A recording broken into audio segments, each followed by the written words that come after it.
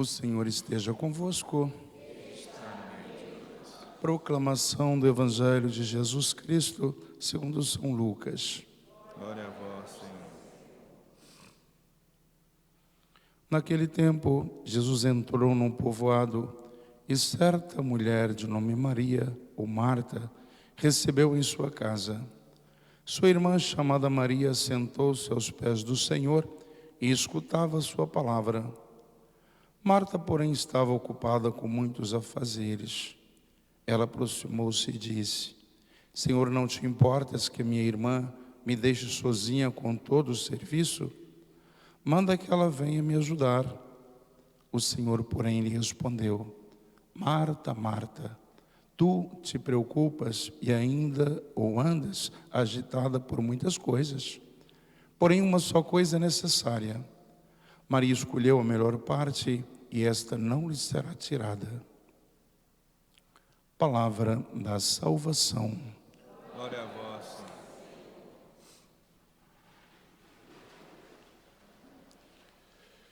A primeira leitura de São Paulo escrevendo aos Gálatas nos inspiram por 3 pontos de partida.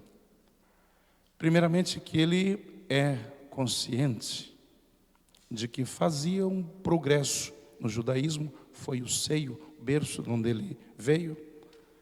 Então tinha por obrigação de conhecer, de estudar, de aprofundar naquilo que era a sua própria religião.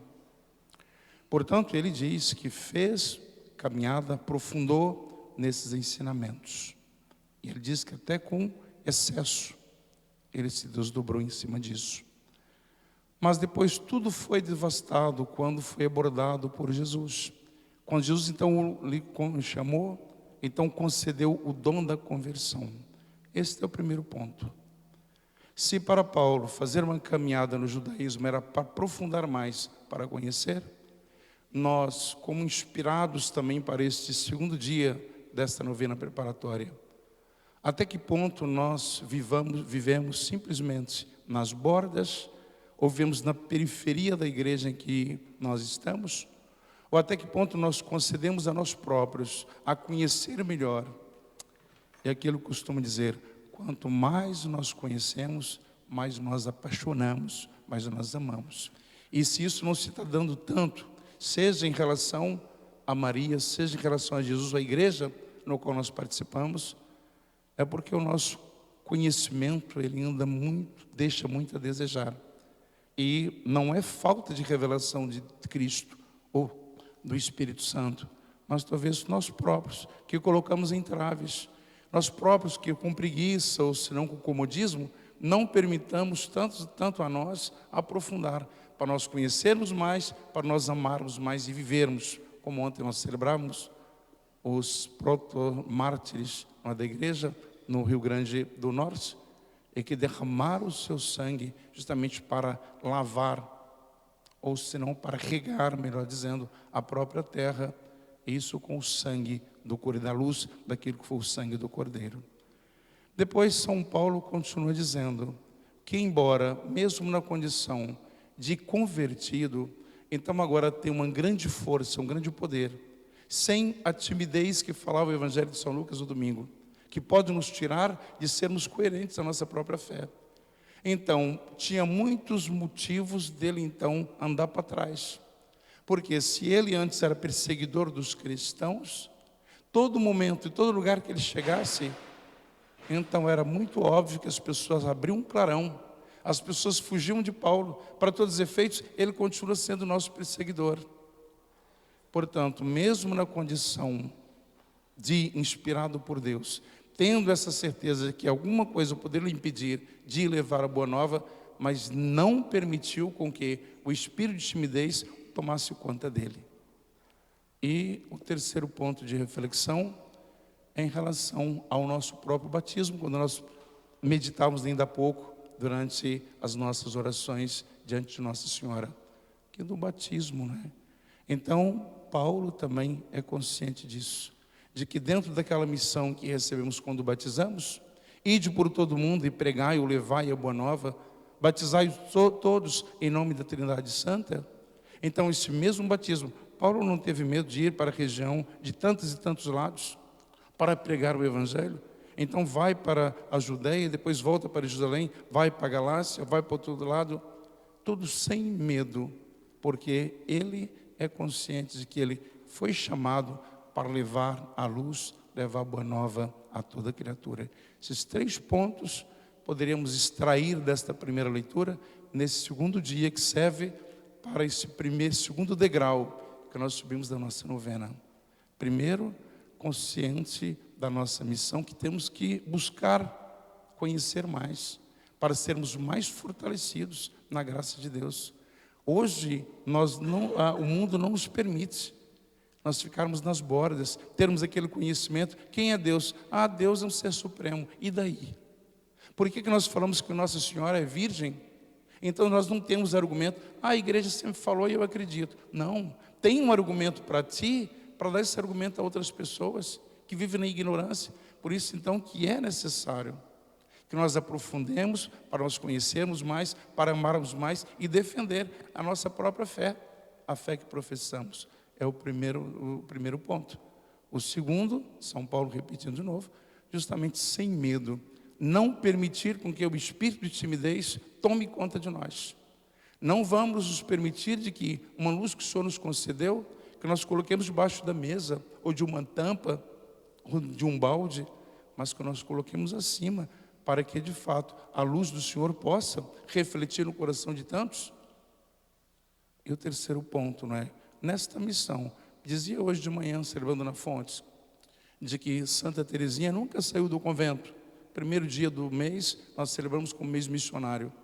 No entanto, as suas orações subiram até os céus, tocaram os ouvidos do Senhor, então refletiu em toda a igreja suas orações, considerada uma das santas mais populares, mais queridas da igreja e do mundo. São Francisco de Assis, no final do século XII, final do século XIII, então com a sua santidade, a sua humildade, a sua simplicidade, então hoje recai sobre nós. Eu até dizia hoje de manhã, que quando foi no ano jubilar de 2000, o Papa quis reunir todos os líderes religiosos. O que ele fez? Reunir, o saudoso Papa João Paulo II, reunir em Roma, podia ser assim, algo que estivesse puxando brasa para a nossa sardinha, como se dissesse assim. O que ele faz? Então reúne em Assis, e reuniu em Assis todos os líderes. Isso foi noticiado para todo lado. Tantos líderes religiosos para dizer que São Francisco de Assis é querido não somente no meio dos católicos, mas ele é querido por todos os homens, por todas as religiões, que sabe que através da sua humildade, da sua simplicidade, da abertura de coração, com a irmã pobreza, então ele soube cativar o coração da humanidade. Depois, através do Evangelho de hoje, Cristo, então, que vai ter a casa de Marta e Maria. Enquanto uma fica cuidando dos afazeres, eu até gosto de fantasiar um bocadinho isso, enquanto Marta está lá cuidando do cafezinho, dos biscoitos para servir aquele hóspede ilustre, Maria põe os pés de Jesus para ouvir o que ele tem a dizer. Então todos nós carregamos essas duas realidades, essas duas situações. Muitas vezes nós queremos trabalhar, fazer muito para Jesus, queremos fazer muito para a igreja, mas muitas vezes nós deixamos a desejar em estar com Jesus. Muitas vezes nós queremos estar com Jesus todo o tempo, mas podemos pecar também, porque não se torna eficaz, é um bem egoísta. Eu quero estar com Jesus, quero estar na adoração 1 hora, 2 horas, mas depois eu volto para casa e se torna uma fé estéril, não produz fruto nenhum. Não faço isso, resplandecer em outras pessoas ou chegar a ecoar no coração dos outros. Pode acontecer as duas realidades, mas Cristo não está condenando a posição de Marta, de jeito nenhum. Então Cristo, olha, Maria escolheu a melhor parte. Significa que ambas as partes eram boas. Maria escolheu a melhor parte, que primeiramente, nós não podemos jamais ir a serviço para depois voltar e rezar. Então o que o Senhor quer? Que primeiramente nós então o contemplemos, que nós o acolhamos em nosso coração, que nós não recebemos. Não é assim que as filhas da caridade de Madre Teresa de Calcutá faz? Elas ficam pelo menos 2 horas diante do Santíssimo antes de irem em missão. E muitas outras congregações religiosas agem assim.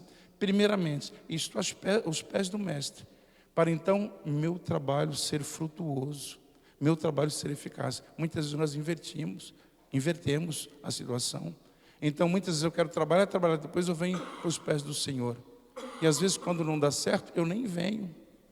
Porque primeiramente eu fiz a minha vontade, depois é que eu vou perguntar ao Senhor.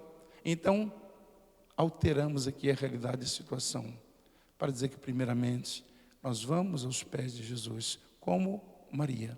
Ouviu, escolheu a melhor parte, depois foi trabalhar como fruto, como sinal daquilo que ela colheu no coração da sua vida para tantos outros.